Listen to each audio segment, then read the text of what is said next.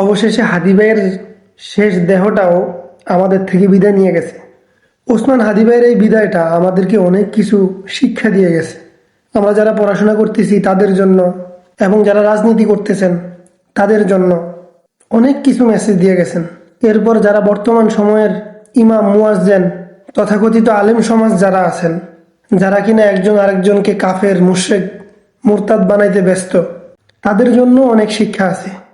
তারপর আমাদের দেশের বিভিন্ন ধরনের বিভিন্ন চেতনার মানুষ আছেন না, যারা কিনা বলেন মৃত্যুর সময় আমি তার নাম মুখে নিতে নিতে মরতে চাই, হ্যাঁ আমি আখেরাতে গিয়ে তার সাথে দেখা করতে চাই, এই করতে চাই সেই করতে চাই। আপনারা খোঁজখবর নিয়ে দেখেন, যাদের নাম মুখে নিয়ে আপনারা মরতে চান তাদের জানাজায় কিরকম মানুষ হইছে, কয়জন মানুষ হইছে, আর ওসমান হাদি ভাইয়ের জানাজায় কতজন মানুষ হইছে, তাদের মৃত্যুতে কতজন মানুষ দোয়া করছে, আর ওসমান হাদি ভাইয়ের জানাজায় কতজন মানুষ দোয়া করছে। এত এত মানুষের দোয়া ভালোবাসা নিয়ে পৃথিবী থেকে যাওয়ার মতো সৌভাগ্য কয়জনের হয়? এই যে এত মানুষ তার জন্য দোয়া করছে, তার জন্য কান্নাকাটি করছে, কয়জনের এই সৌভাগ্য হয়?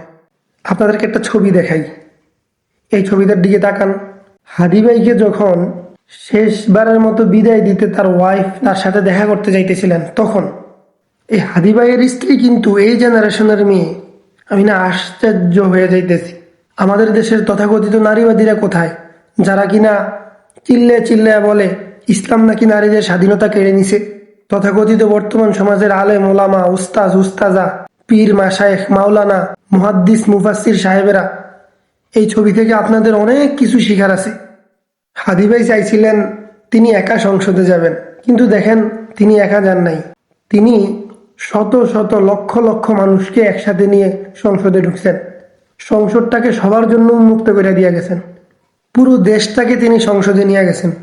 একটা জিনিস কি, তিনি বলছিলেন যে আমি 500 ভোট পাইলে আমি খুশি, অথচ তিনি আজকে ইতিহাস রচনা করছেন। হাদি ভাই আসলে মরেন নাই, তিনি শাহাদাত বরণের মাধ্যমে তিনি জিতে গেছেন।